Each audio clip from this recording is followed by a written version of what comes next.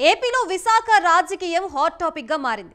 ఒకవైపు GVMC standing committee ఎన్నిక, మరోవైపు స్థానిక సంస్థల కోటా ఎమ్మెల్సీ ఎన్నికలతో పాలిటిక్స్ హీట్ ఎక్కాయి. స్థానిక సంస్థల ఎమ్మెల్సీ ఎన్నికలకు రంగం సిద్ధమవుతోంది. నేడు ఎన్నికల నోటిఫికేషన్ విడుదల కానుండగా 30వ తేదీన పోలింగ్ జరగనుంది. వైసీపీ అభ్యర్థిగా మాజీ మంత్రి బొత్స బరిలోకి దిగుతూ ఉండగా కూటమి తరపున ఇంకా ఫైనల్ కావాల్సి ఉంది. అభ్యర్థి విషయంలో సీఎం చంద్రబాబు నిర్ణయం ఎలా ఉండబోతోంది? జగన్ బొత్సని రేసులో ఉంచడానికి గల కారణాలేంటి?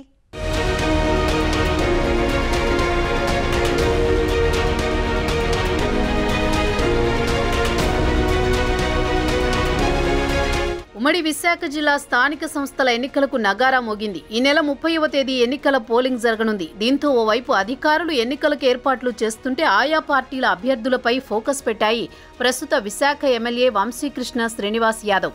స్థానిక సంస్థల ఎమ్మెల్సీగా వైసీపీ నుంచి గెలిచి ఎన్నికల ముందు జనసేన పార్టీలో జాయిన్ అయ్యారు. దీంతో మండలి చైర్మన్ ఎమ్మెల్సీగా వంశీపై వేటు వేశారు.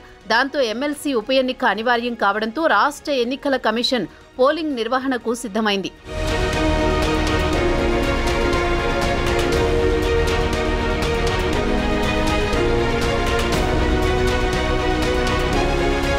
స్థానిక సంస్థల ఎమ్మెల్సీ ఎన్నికకు ఈరోజు నోటిఫికేషన్, ఆగస్టు 13న నామినేషన్ల స్వీకరణ జరగనుంది.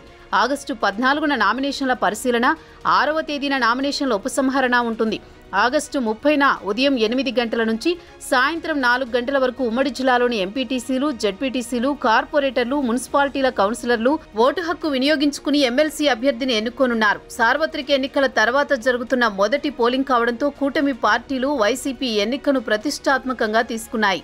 ఈ క్రమంలోనే ఏ పార్టీకి ఎంత బలముందో అని చర్చ జరుగుతోంది.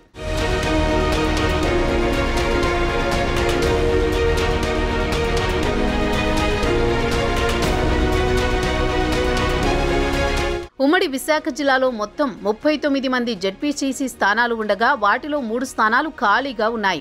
దాంతో 36 మంది ఓటు హక్కు వినియోగించుకోనున్నారు. వీరిలో 34 మంది జెడ్పీటీసీలు వైసీపీకి, నర్సీపట్నం జెడ్పీటీసీ టీడీపీకి, అనంతగిరి జెడ్పీటీసీ సిపిఎం పార్టీకి ఉన్నారు. ఇక ఎంపీటీసీల విషయానికొస్తే 652 మంది ఎంపీటీసీలకు గాను 636 మంది ప్రస్తుతం ఓటర్లుగా ఉన్నారు.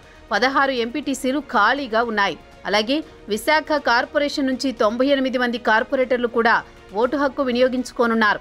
ప్రస్తుత విశాఖ సౌత్ ఎమ్మెల్యే వంశీకృష్ణ కార్పొరేటర్గా పోటీ చేసి గెలిచి రాజీనామా చేయడంతో ఆ స్థానానికి మళ్లీ ఎన్నిక జరగలేదు. దీంతో 97 మంది కార్పొరేటర్లకు ఓటు హక్కు ఉంది. వీరందరితో పాటు ఉమ్మడి విశాఖ జిల్లాలో ఉన్న యలమంచిలి మున్సిపల్ కౌన్సిలర్లు 25 మంది, నర్సీపట్నం మున్సిపల్ కౌన్సిలర్లు 28 మంది కూడా ఓటు వేసేందుకు అర్హులుగా ఉన్నారు.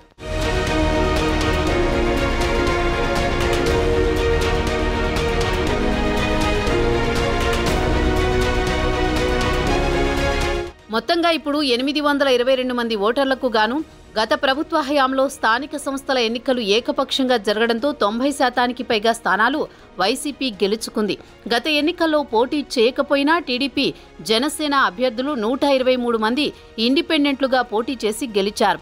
రీసెంట్గానే 12 మంది విశాఖ కార్పొరేటర్లు టీడీపీలో, జనసేనలో జాయిన్ అయ్యారు. ప్రస్తుతం వైసీపీ మీద ఉన్న వ్యతిరేకతతో మరొక 102 మంది పైనే టీడీపీలో చేరే అవకాశముందని అంటున్నారు.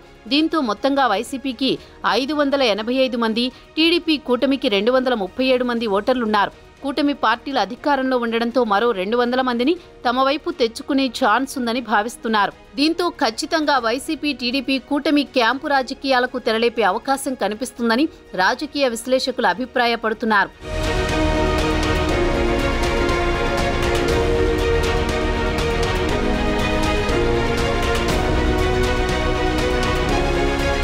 ఘోర పరాభవం తర్వాత జరుగుతున్న ఎన్నిక కావడంతో ఈ పోటీని ఇరు వర్గాలు పోటాపోటీగా తీసుకున్నాయి.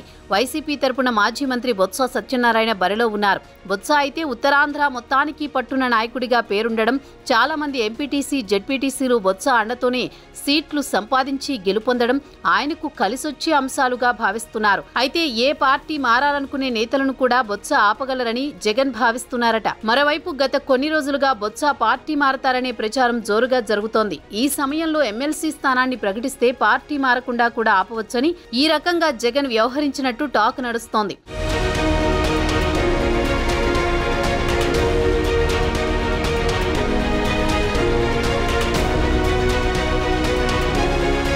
ఈ క్రమంలోనే వైసీపీ కార్పొరేటర్లతో వైవి సుబ్బారెడ్డి సమావేశమయ్యారు. జీవీఎంసీ స్టాండింగ్ కమిటీ ఎన్నిక నేపథ్యంలో నేతలకు దిశానిర్దేశం చేశారు. అలానే స్థానిక సంస్థల కోట ఎమ్మెల్సీ ఎన్నికపైన చర్చించారు. కొంతమంది కార్పొరేటర్లు పార్టీ మారినప్పటికీ తమ ప్రణాళిక తమకు ఉందని వ్యాఖ్యానించారు. 80% కన్నా ఎక్కువ మంది వైసీపీకి మద్దతుగా ఉంటే టీడీపీ కూడా పోటీకి రావడం చూస్తుంటే వారు ఏ స్థాయిలో రాజకీయం చేస్తున్నారో అర్థమవుతుందని వైవి సుబ్బారెడ్డి అంటున్నారు.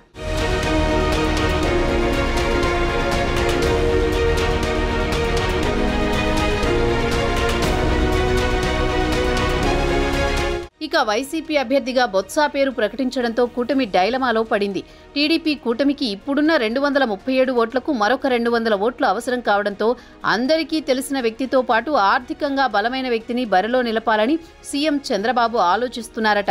ఇప్పటికే విశాఖ సౌత్ సీటు వదులుకున్న గండి బాబ్జీ, అనకాపల్లి సీటు త్యాగం చేసిన పీలా గోవింద్, భీమిలిలో గంటా గెలుపులో కీలకంగా ఉన్న కోరాడ రాజబాబు పేర్లు పరిశీలనలో ఉన్నట్లు రాజకీయ వర్గాల్లో చర్చ జరుగుతోంది.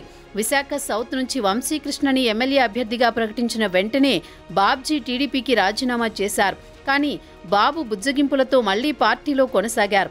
దాంతో గండి బాబ్జీని ప్రకటించడం ఖాయమని భావిస్తున్నారు. చంద్రబాబుతో పాటు పవన్ ఆశీస్సులు కూడా తనకే ఉన్నాయని, దాంతో గెలుపు పట్ల బాబ్జీ సైతం ధీమా వ్యక్తం చేస్తున్నారని అనుకుంటున్నారు.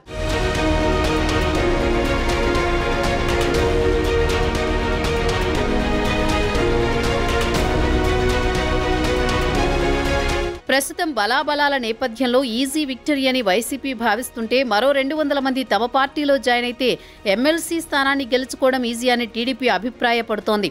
మరి ఇప్పటికే వైసీపీ తరపున బొత్స పోటీలో ఉండగా టీడీపీ ఎవరిని బరిలోకి దింపుతుంది? తమ అభ్యర్థిని గెలిపించుకునేందుకు చంద్రబాబు ఏం ప్లాన్ చేస్తున్నారని సర్వత్రా చర్చ జరుగుతోంది.